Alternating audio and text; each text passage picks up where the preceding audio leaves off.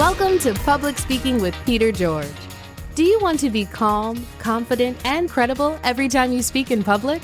Then stay tuned as Peter and his guests discuss public speaking tips, techniques, and tactics that help you increase your impact, influence, and income. Here's your host, Peter George. Public speaking may not be the greatest fear in the world, but it certainly scares a great many people. Some get nervous when presenting to large groups, while others break into sweats at the mere thought of speaking to even a small group. But as my guest Frances Cahill will share with you, it doesn't have to be this way. You can be more comfortable when speaking in public. Frances has built her reputation over 40 years by working under the motto, "With humor and warmth, I will convince you that public speaking is not a death sentence, ever." She is a wordsmith and a business communication specialist. Her greatest buzz is to guide her clients through a transformation from fear to confidence. Frances is vigorously old. She has led a meandering career path that has included working in public administration for more than 35 years, where she trained staff to write speeches and craft documents. Frances also worked for Radio 2EA and SBS TV, the Australian national broadcaster, for speakers of languages other than English. She has been performing in public since she learned that she could sing at the age of 8. Frances has carried on a noisy and satisfying academic love affair with sociolinguistics and Aboriginal languages that has continued unabated for all of her adult life. This has been supplemented by qualifications in small business management and adult training and assessment to focus on the world of business communications.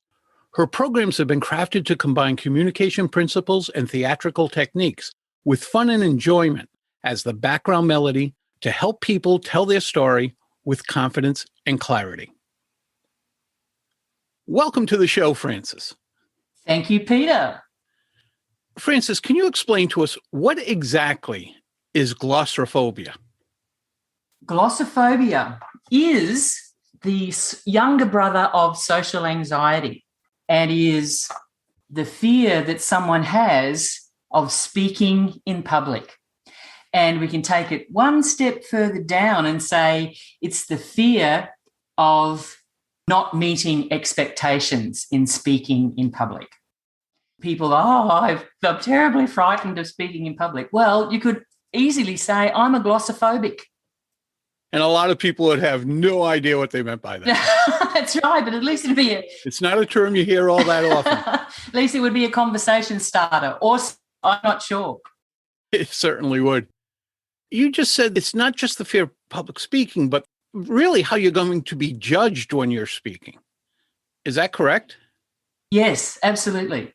And when someone says, a lot of the clients that I speak to, when I say, what is it about, why are you frightened? What is it that you most fear? And the first things that come up is, I'm frightened of looking like an idiot. I'm frightened that I won't finish the sentence. I'm frightened that, all of these things. And so in the person's mind, they have this structure of expectations that they've put for the audience to have, and then they're frightened of not meeting those expectations that they've put on the audience. And you think, okay, let's deconstruct that a bit. Is this a real fear? And obviously, I'm not in any way, Peter, belittling or saying that the person's fears aren't real. That's not what I'm saying. It's when we're talking about grown-ups who are fearful of something like this, I really make an effort to say, okay, let's break it down to what is it exactly that you're frightened of, and how can we chip away at those blocks or barriers, whatever they are, so that you can then say, well, okay, I can do this. I can do this because whatever the fear was, it wasn't really rational. I can find a way to get around that.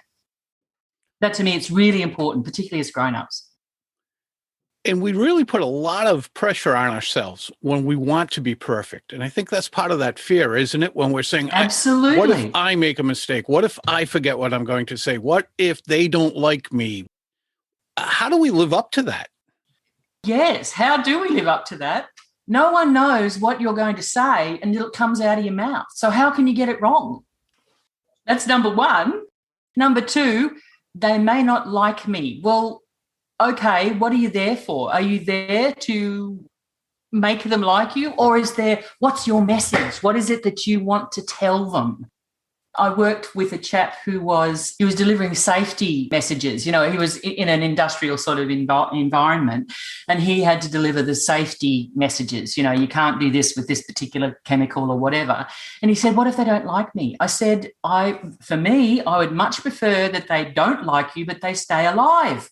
And he said, oh, okay. That's probably that's a good way to look at it. I said, absolutely. What you're delivering is life-saving messages. Whether they like you or not, probably less important.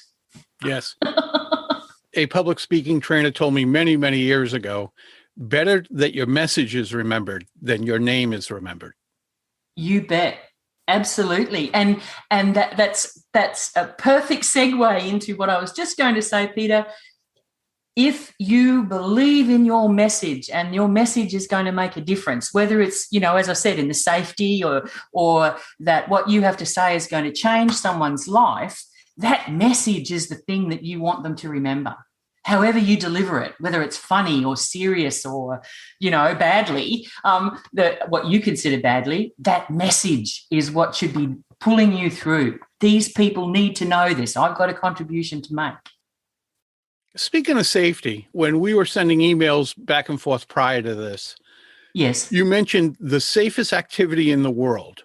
What is the safest activity in the world? What is the safest activity, Peter?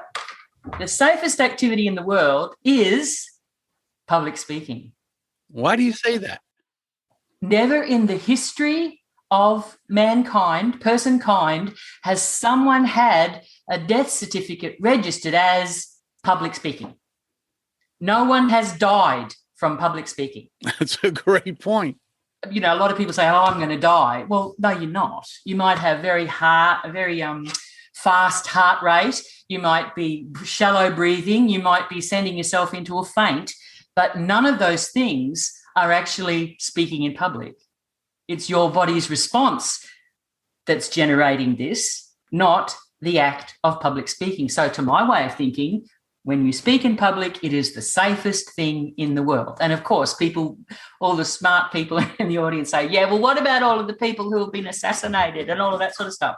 The late, great people who have been assassinated, I'm not talking about them. They died of a gunshot wound. They did not die because they were actually speaking in public. And a lot of those responses you just spoke about, heart rate going faster, blood pressure increasing and the like, the body has the same response to an athlete who's about to compete at a high level. Isn't that just your body getting ready to do what it needs to do? In terms of the fight or flight, your point is absolutely valid in that high-level athletes are marshalling that response, which is normally fight or flight. They want to fly, but they want to fly for a particular purpose, not fly away. They're flying towards something. So in terms of marshalling the resources, you really want to get rid of all of that and can I just wander off the track a bit here? Sure. A very interesting theory was said to me a while ago that in our prehistoric times, if you were confronted by a group of strangers and you were in hunter-gathering sort of times, probably that meant instant death because they were strangers and you were in wrong territory, whatever. And his suggestion was that maybe that's what your body is responding to from, genetic memory. And I said, well, okay, I can't disprove it, I suppose. But obviously the main trigger for this fear response is something that your body and mind is remembering, usually from the past. Whether I'd say probably 50% of the clients that I've worked with, their fear of public speaking in adulthood came from a time when in elementary school they were giving their, world map oral presentation and Mrs. Hill did not save them when they started to falter. And they were left in that really tender age of being ridiculed because they couldn't finish or they were paralyzed in fear. Now, taking that right into adulthood, they remember their body and their mind remembers that every time they stand up to speak. And it was back then. You're not the same person now. And all of those things. And it opens up a whole new conversation. Not to revisit the trauma, of course, but to say, what is it that you're frightened of? No one's going to throw crockery at you. Well, I suppose that depends on where you're speaking, but generally you're reasonably physically safe. So that to me is really important, is drilling down to what in your mind is causing that fear response. And I completely understand that. I've dealt with it with speaking because I grew up introverted and shy. So I've learned to deal with it. But I got to admit, I've been playing the guitar for over 50 years now. I started when I was a small child. But when I was in 5th grade, I was on stage playing at a school talent show and totally messed up the Beatles' Hey Jude. Totally messed it up. I have never played in front of anybody other than my wife since. So I understand when people are going through that. But the thing is, I can make that choice and it doesn't affect my life. No. When you have to speak for your business or your career or otherwise, it does affect your life. Exactly. And there's so much that the world is missing out on, obviously from your guitar playing, but equally, as you've just said, the contribution that you can make, you're robbing the world of it. And I really believe that everybody has, I mean, for me, the basic thing is that everyone is entitled to an opinion. Everyone is entitled to being treated with dignity. And there should be no place that says your opinion doesn't matter. You don't always have to say it, but being sure that you have one and being able to share it when you want to or when you need to me, is far more important. Now, is this fear for the people who have it, is it always going to stick with them? Are they always going to experience it when they get up to speak? It depends. I suppose I'm very careful that my clients, I don't take on anyone who has a clinical level of anxiety or, because I'm not a psychologist, I'm not trained in that area. So for me, there's that line that says I'm clinically anxious and I need treatment to be able to deal with that. That's one side of it. For me, if it's someone who isn't at that level, who is much more in the social side of feeling fear, I mean, getting ready for this interview with you, Peter, I had to sit and think and say, okay, and I went through my steps and saying, okay, well, what is the message I want to give, who my audience would like me to be? So for me, there is the positive side of being a little bit fearful or being a little bit careful about what sort of message you want to give or the profile you want to show. I think it'll always be there, but not to the point where it is debilitating, where it stops you from performing. I perform on stage, or have done for many years, and I still get a bit of a when I step out first on stage, as you probably would when you played your guitar, but you don't. So, but I still do when I go out to speak. So the same thing. So there is a level of positive stress, I suppose, positive fear that says, okay, I'm readying myself for this performance, because as we both know, every event, every episode of speaking in public is a performance. So to me, there's performance enhancement as opposed to performance debility. I love that shot of adrenaline that goes through me just as I'm about to go out and speak. Yes. I look at it more as this is pumping me up and getting me where I need to be, as opposed to it should drive me away. Exactly. It's the going to as opposed to going away from. Absolutely. Absolutely. And the day I don't have that, I think I'll stop. Yes. But Peter, do you think you'll really ever stop that? No. No, me either. I absolutely love getting out there and sharing with people and seeing if I can help them in one way or another. Yes, absolutely. And the term holding them in the palm of your hand to me has a sort of a condescension sense to it, but it's not. I see it as I have something to say to these people and they're with me, and I want to make sure that they're with me, taking the steps to the message, whatever it is. And that's so much fun. So much fun. I don't think, though, that I can ever deliver a very serious topic. And that's okay. There's a lot of other people who can do that, but I can't. That's right. We each have our lane that we do. We might have a couple of lanes, but that we do very well. And it's great to stay there and know that we can help affect people and what they're going to do, what they're going to learn, all these different reasons that we go out there and speak with them. Yes. And that's what I try to tell my clients when we first start working with them.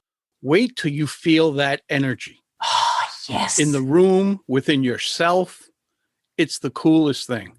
And it's addictive. I have to say, it's addictive. But that's between you and I, Peter. Very addictive. I worked with a client a few years ago now, and she just had to give one presentation. Yes. She was a nervous wreck. So we worked on it. We worked both on her nerves and getting it so she could manage them. I went with her when she had to speak. Of course. I had told her prior to that day, one of three things is going to happen. You're going to go up and speak, and you're going to come down and say, that went well. I'm never going to do it again. Or you're going to come back down to the table and say, that was as horrible as I thought, and I'm never going to do it again. Or you're going to come down and say, I can't wait to do this again. Yes, yes. Sure enough, she came down and she said, that was fantastic. I can't wait till I speak the next time. Fist pumps, yes. Everything you just talked about becoming addictive is exactly what it is, that feeling that I don't think it's an ego-driven thing. I believe it's just connecting with other human beings.